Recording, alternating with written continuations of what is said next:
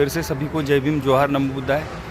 आज मैं महाड़ के चौधार तालाब में आया हूँ और यही वो जगह है साथियों जहाँ पर डॉक्टर बाबा साहब अम्बेडकर ने 20 मार्च 1927 को इसी जगह का पानी पीकर सत्याग्रह की शुरुआत की थी। ये जो तालाब है जो आप मेरे जो पीछे देख पा रहे हैं,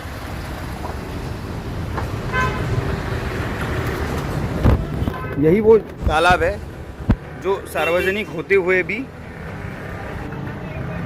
यहाँ पर कुत्ते, बिल्ली, भैंस, गाय और सारे जानवर यहाँ का पानी पी सकते थे, पर सिर्फ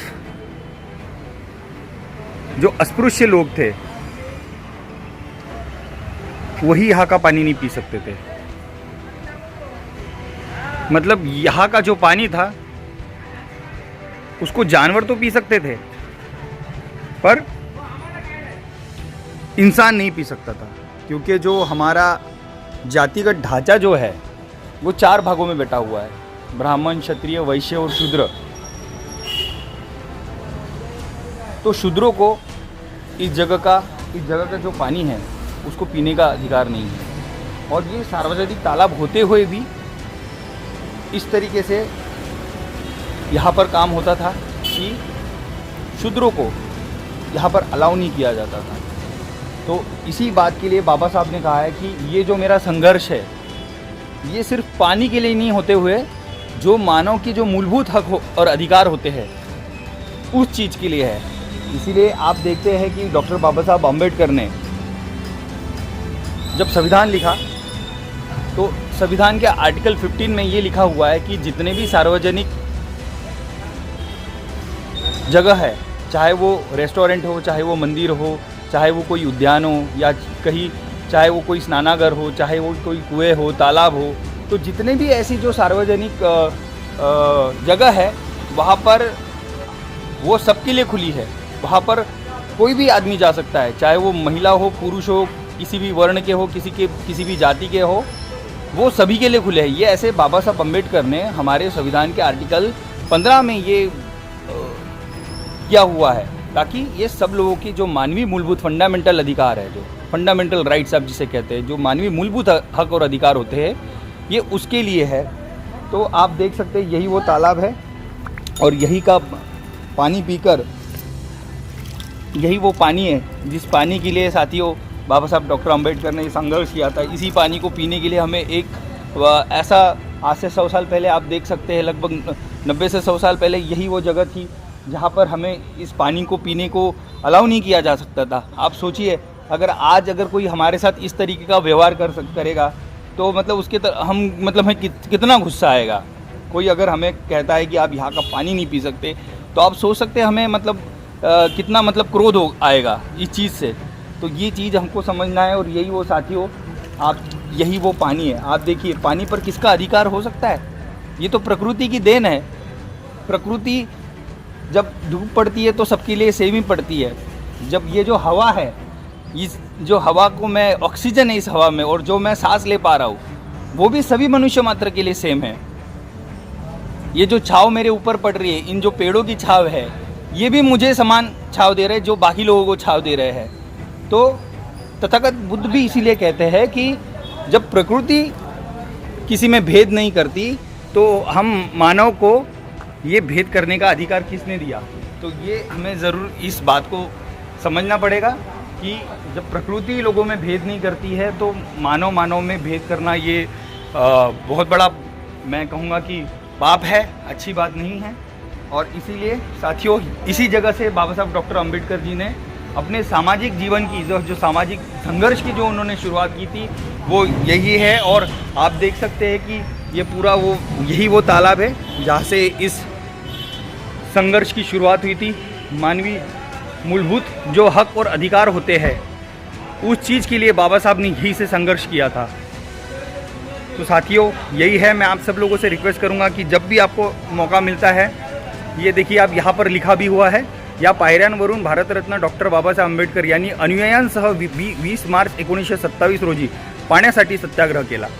इसका मतलब है साथियों यही वो जगह है, यही वो जो स्टेप्स है, यही से डॉक्टर बाबा साहब नीचे आए थे उनके साथियों के साथ, उनके लोगों के साथ में, और यहीं से डॉक्टर बाबा साहब अम्बेडकर ने पानी को पिया था और अपने सत्याग्रह की शुरुआत की साथियों। इसलिए मैं आप सब लोगों से रिक्वेस्ट करता हूँ कि जब भी आपको ये मौका मिलता है, आप इस रायगढ़ डिस्ट्रिक्ट के ये जो महाड़ जगह है, आप यहाँ पर ज़रूर आए और अपने इतिहास को जानें। बाबा साहब ने हमारे लिए कितना संघर्ष किया है। आज हम जो कुछ भी है, आज मैं आपसे ये जो बात कर पा रहा हूँ इतना फ्रीली, ये भी फ्रीडम ऑफ स्पीच भी डॉक्टर बाबा साहब अम्बेडकर ने संविधान की वजह से हमें मिला हुआ है। आर्टिकल 19 ये कहता है freedom of speech and expression. तो जो मैं अपनी बात कह पा रहा हूँ, जो मैं अपने आप को एक्सप्रेस कर पा रहा हूँ, ये डॉक्टर बाबा साहब अम्बेडकर के संविधान की वजह से ही हो पा रहा है। तो इसीलिए मेरी साथियों फिर से आप लोगों से दरख्वास्त रहेगी, एक रिक्वेस्ट रहेगी कि आपको जब भी ये मौका मिले आप इस जगह ज़रूर आए और अपने इतिहास को जानने की कोशिश करें, क्योंकि डॉक्टर बाबा साहब अम्बेडकर ने ये बात कही है कि जो कौम अपना इतिहास नहीं जानती वो कौम कभी अपना इतिहास नहीं बना सकती साथियों। इसीलिए हमको हमारे इतिहास को जानना है और एक नया इतिहास बनाना है, और डॉक्टर बाबा साहब अम्बेडकर साहब ने जो हमें मार्ग दिखलाया, उस मार्ग पर चलकर ही हम अपने हक और अधिकार के लिए लड़ सकते हैं साथियों। तो देखिए, ये मैं फिर से दिखा रहा हूँ, ये कितना आजू बाजू का जो एरिया है, यही वो तालाब है। तो साथियों, आप देख सकते हैं इसी जगह पर ये आपको जो दिख रहा है, बाबा साहब और उनके जितने भी अनुयायी हैं, छोटे छोटे बच्चे, नौजवान साथी उनके, महिलाएं, वृद्ध और सारे उनके जो सहकर्मी थे, उन सबके साथ ये चित्र दिखा रहा है कि डॉक्टर बाबा साहब अम्बेडकर ने यहाँ का पानी पीकर अपने संघर्ष की शुरुआत कैसे की थी साथियों।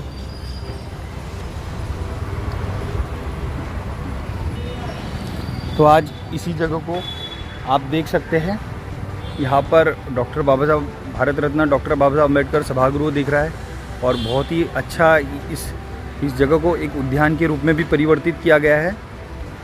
यही वो तालाब है साथियों, जहाँ पर डॉक्टर बाबा साहब अम्बेडकर अपने सारे अनुयायियों के साथ आकर, यहाँ पर जो अस्पृश्य लोगों को पानी नहीं पीने दिया जाता था, तो यही इसी जगह आकर डॉक्टर बाबा साहब अम्बेडकर जी ने उस पानी को पीकर अपने सत्याग्रह की शुरुआत की थी।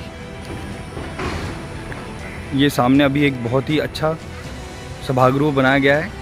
अभी हम डॉक्टर बाबा साहब अम्बेडकर जी को मानवंदना देने जा रहे हैं, और जाते जाते मैं आपको ये दिखाऊंगा, यही वो तालाब है जिसका नाम चौदार तालाब है।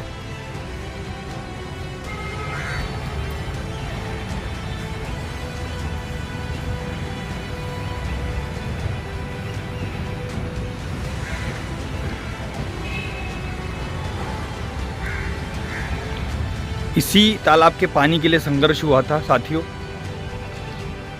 बाद में इसमें ये कोर्ट केस भी हुआ, क्योंकि कुछ लोगों ने कहा ये सार्वजनिक तालाब नहीं है, ये हमारा प्राइवेट प्रॉपर्टी है, ये प्राइवेट तालाब है, ये निजी है।